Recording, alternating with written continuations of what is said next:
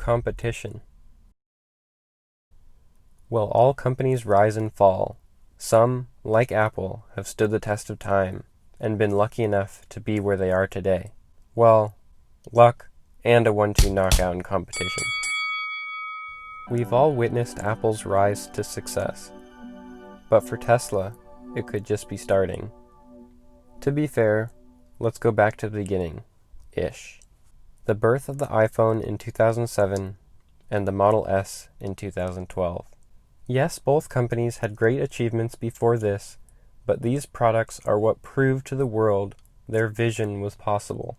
These were the days both companies would achieve such massive leads that from that day forward, no one else would come close for years.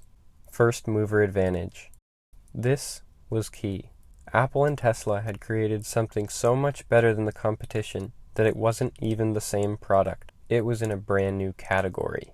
The biggest names in the industry poured billions in attempt to compete and failed. Vertical integration. Both companies envisioned the advantages that could be achieved when controlling every step of the process. This allowed Apple and Tesla to create parts cheaper, more efficiently, and purpose-built for their exact use. More on this in Part 3. But they didn't stop at optimizing production. They looked at every part of the company and found ways to increase efficiency. For examples of this, look at a few of the Tesla software updates and micro-efficiency changes that add up to increase range, or the classic example of Steve Jobs dropping a prototype iPhone into water and as the bubbles came out saying to the engineers that they could still make it smaller. To get a better understanding of this, listen to Steve Jobs talk about advertising. What holds it back, do you think? It's funny, the group of people that do not use quality in their marketing are the Japanese. You never see them using quality in their marketing. It's only the American companies that do. And yet, if you ask people on the street which products have the best reputation for quality, they will tell you the Japanese products. Now, why is that? How could that be? The answer is because customers don't form their opinions on quality from marketing. They don't form their opinions on quality from who won the Deming Award or who won the Baldrige Award. They form their opinions on quality from their own experience with the products or the services. And so one can spend enormous amounts of money on quality. One can win every quality award there is, and yet if your products don't live up to it, customers will not keep that opinion for long in their minds. And so I think where we have to start is with our products and our services, not with our marketing department. And we need to get back to the basics and go improve our products and services. Now again, quality isn't just the product or the service, it's having the right product. You know, knowing where the market's going and having the most innovative products is just as much a part of quality as the quality of the construction of the product when you have it.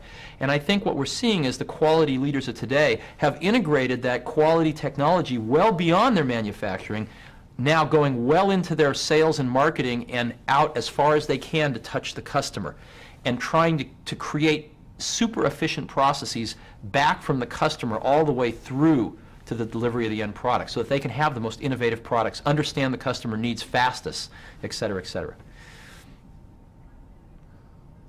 In most companies, if you're new and you ask, you know, why is it done this way? The answer is because that's the way we do it here, or because that's the way it's always been done. And in my opinion, the largest contribution of much of this quality thinking is to approach these ways of doing things, these processes, scientifically, where there is a theory behind why we do them. There is a description of what we do, and most importantly, there is an opportunity to always question what we do. And this is a radically different approach to business processes than the traditional one, because it's always done this way.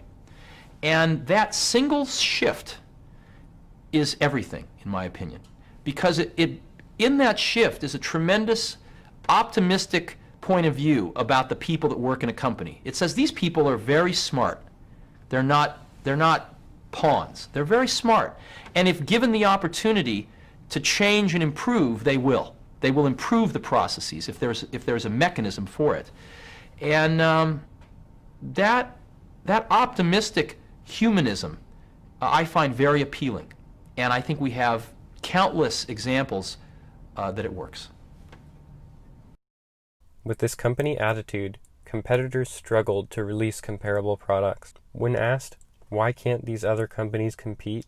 The answer is all of the above. They don't have first mover advantage. They don't have an optimized mindset. They think they have years of experience, but fail to realize a whole new industry has been created and the same rules don't apply in both. This takes time to realize, and in most cases, it's too late.